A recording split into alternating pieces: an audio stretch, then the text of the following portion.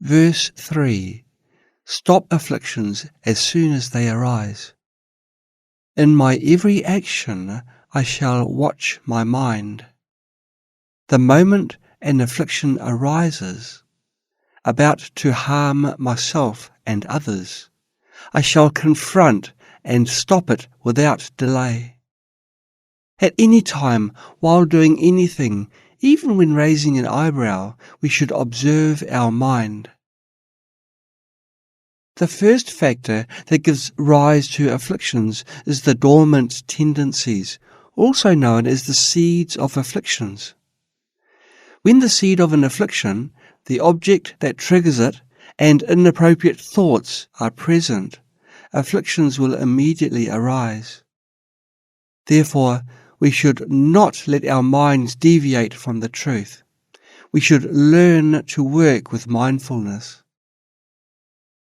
In Sutrayana teachings, the roots of afflictions are unwholesome mental factors and ignorance.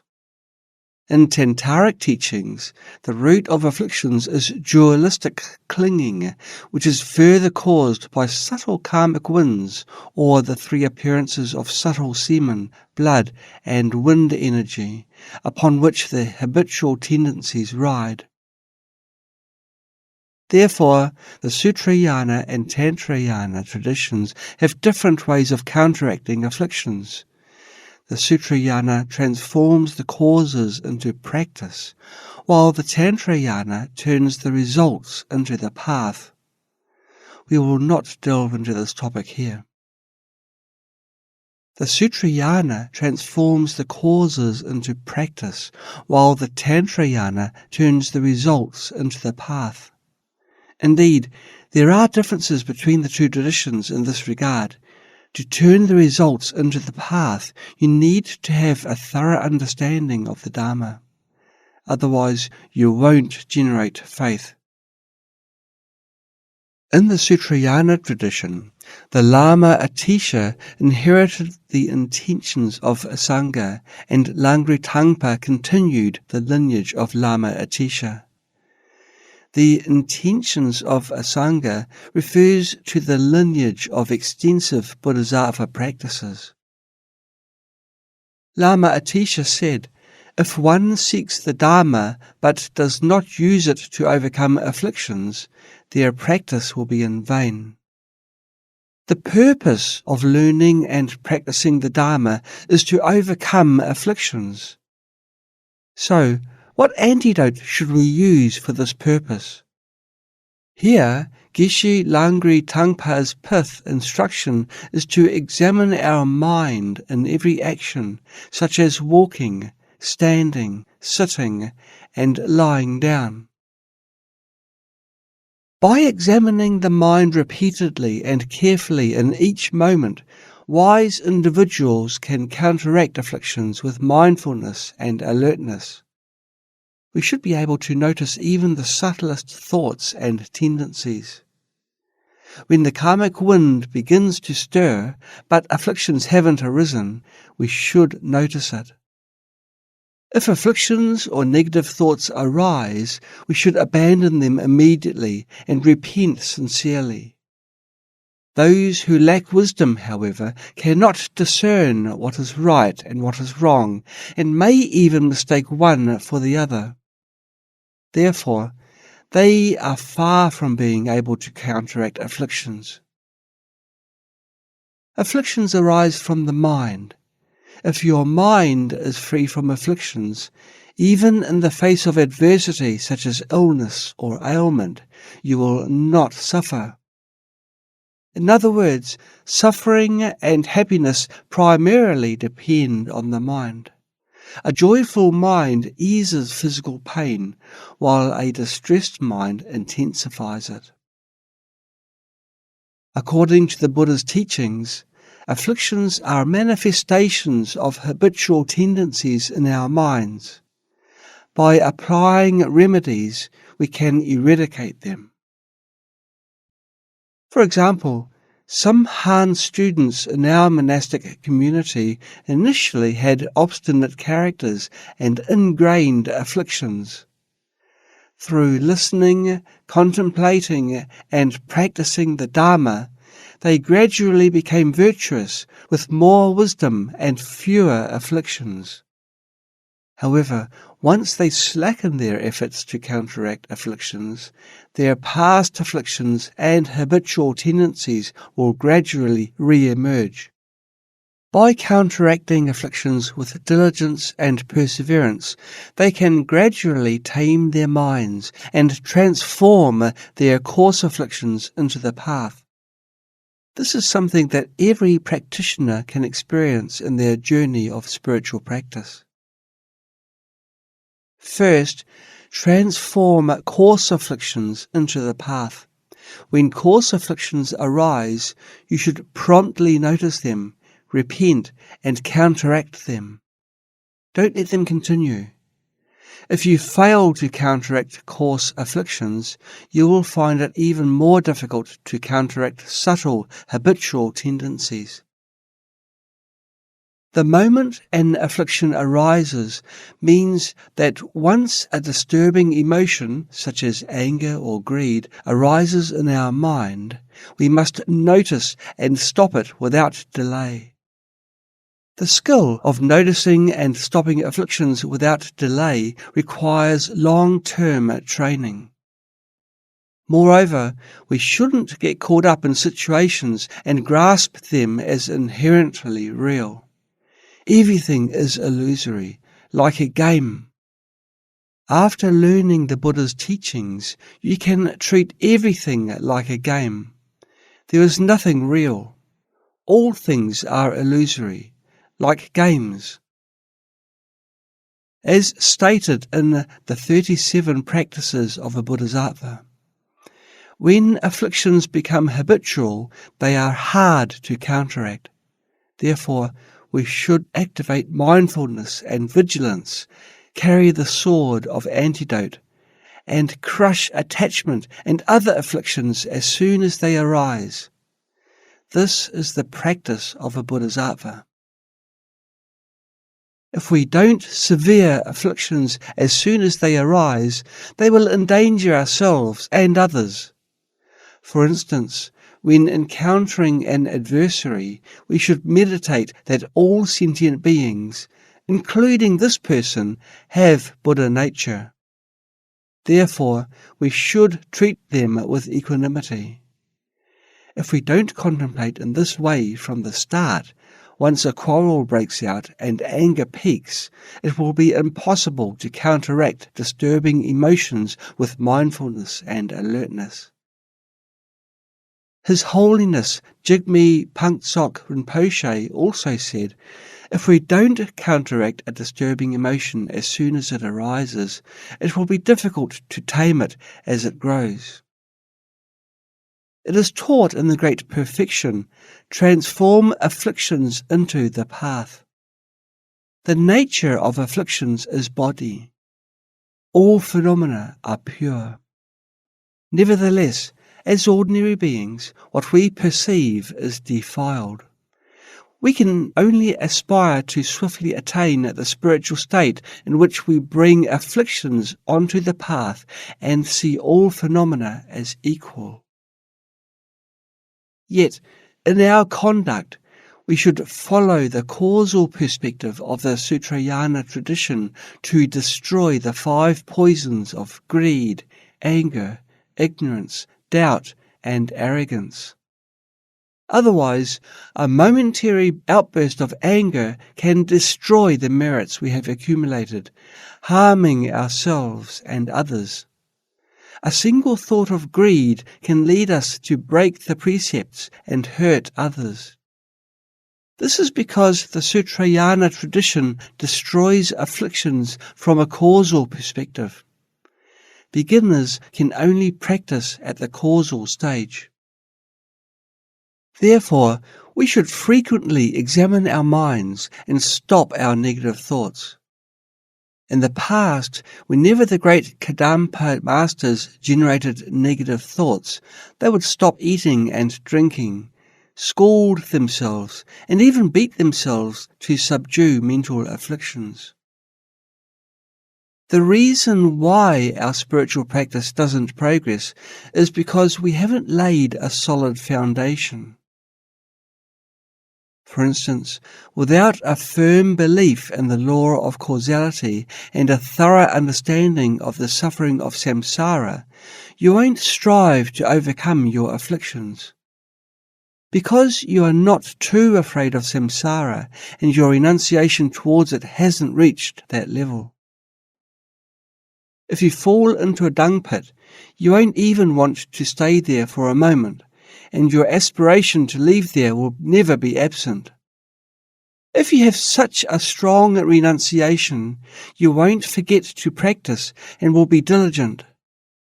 You will no longer indulge in idle activities like chatting or drinking tea. You won't waste time anymore. The reason why we lack diligence in spiritual practice is because we haven't laid a solid foundation. Without sufficient practice of renunciation, it is impossible to achieve significant progress. If you don't make an effort, you may merely listen to Dharma lectures but forget them afterward. You haven't engaged in actual practice and haven't integrated the teachings into your daily life. Some people have studied here for 1 or 2 years, but are still caught by afflictions when faced with difficulties.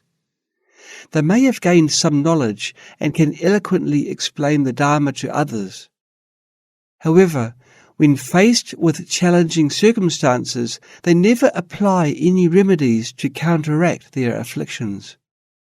If they don't use the Dharma to counteract their afflictions, they will still surrender to disturbing emotions when facing adversity.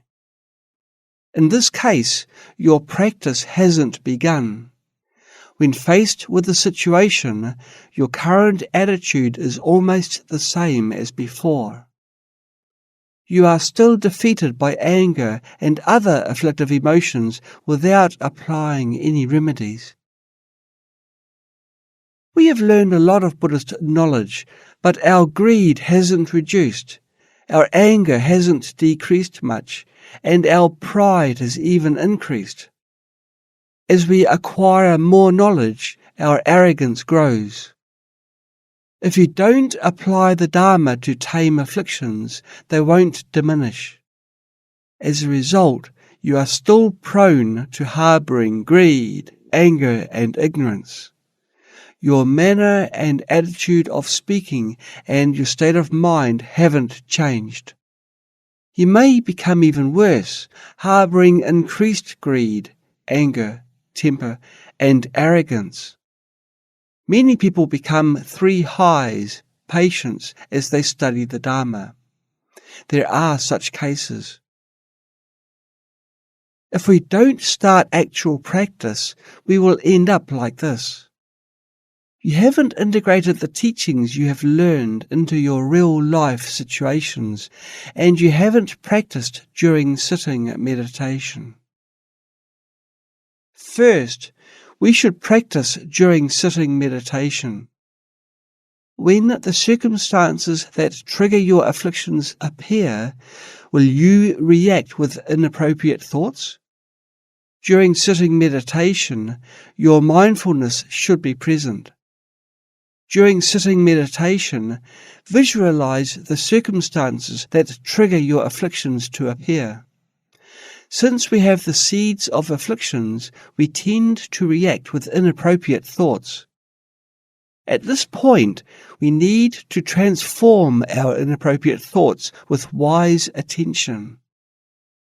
Visualize the circumstances that trigger your afflictions, then respond with wise attention. Through continuous practice like this, you will immediately respond to such circumstances in daily life with wise attention instead of inappropriate thoughts. This is how spiritual practice works. Without sufficient practice during sitting meditation, how can you respond to real-life situations with wise attention? That would be impossible. You will inevitably react with inappropriate thoughts, As a result, your negative karma will grow. Your afflictive emotions will not diminish but grow. What you nurture is inappropriate thoughts. In this case, you haven't started actual practice. You only acquire some Buddhist knowledge but haven't practiced it. Therefore, it is essential to practice during sitting meditation. During meditation, visualize the circumstances that trigger afflictions and continuously apply wise attention. When faced with actual circumstances, whether in dreams or real life, please still respond with wise attention. Thus, afflictions will not arise. This is the actual practice. Otherwise, it is merely empty talk that won't yield any effect. Therefore, we should constantly examine our minds and avert our negative thoughts. In the past, whenever great masters generated bad thoughts, they would stop eating and drinking, scold themselves, and even beat themselves. Of course, if you have a teacher disciplining you, it will be even better. In particular, if you have faith in him, he can help you eliminate negative karma by beating you. However, if you don't have faith in him, it won't work. You may end up fighting with him.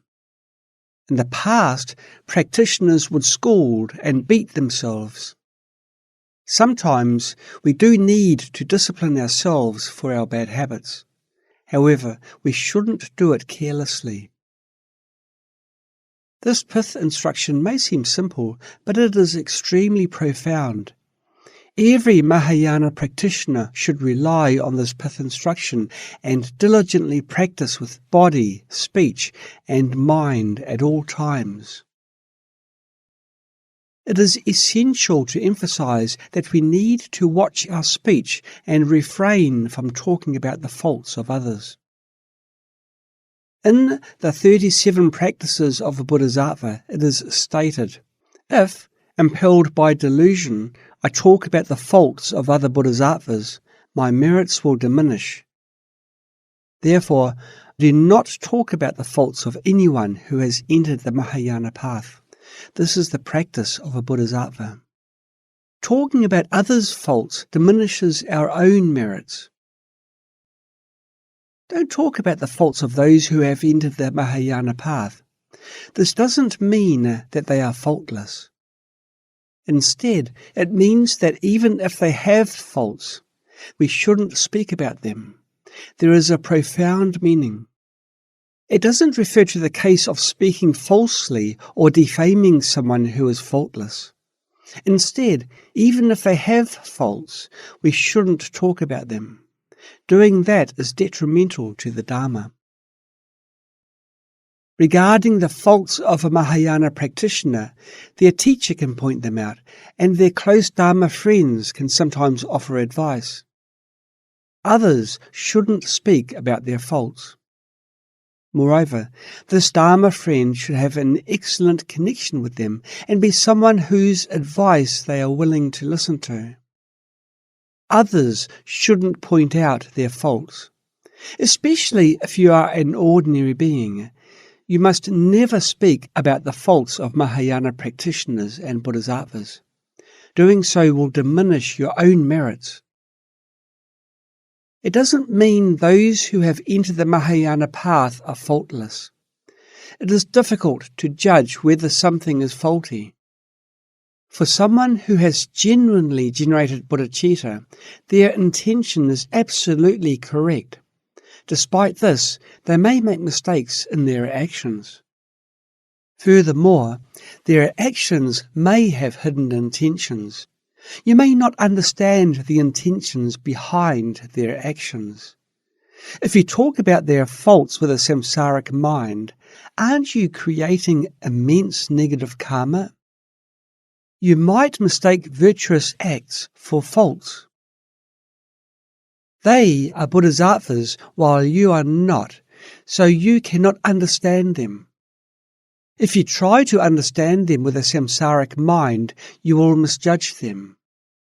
How can you possibly understand others' underlying intentions? Worldly people tend to judge others based on their own minds. Therefore, if you speak about the faults of Mahayana practitioners, you will diminish your own merits and face immense karmic consequences in the future. Furthermore, if we talk about others' faults, we will transgress the Bodhisattva vows. Most people here have taken the Bodhisattva vows and are practitioners who have generated bodhicitta. So, what they do and how they behave can be skillful means to help sentient beings. Therefore, we should not judge others carelessly or speak about their faults. The Buddha said, apart from the Buddhas, very few people can understand the faculties of sentient beings. That is, you don't know the capacities of others and what level of bodhisattva someone is. If your spiritual level is very high, you can point out the faults of those who are at a much lower level than you. Even if you have taken the bodhisattva vows, you shouldn't speak about the faults of other bodhisattvas. Why is that?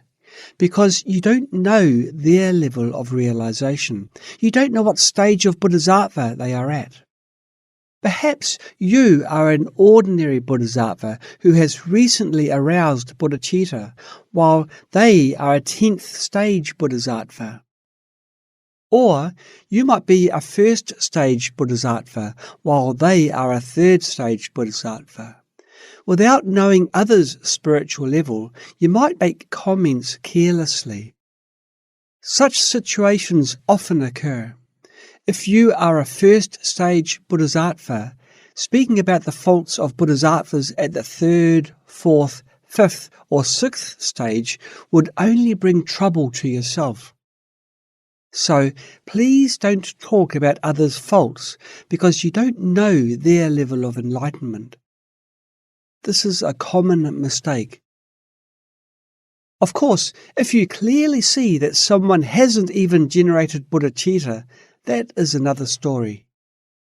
Guiding others is not speaking about someone's faults, but using a specific case to remind others.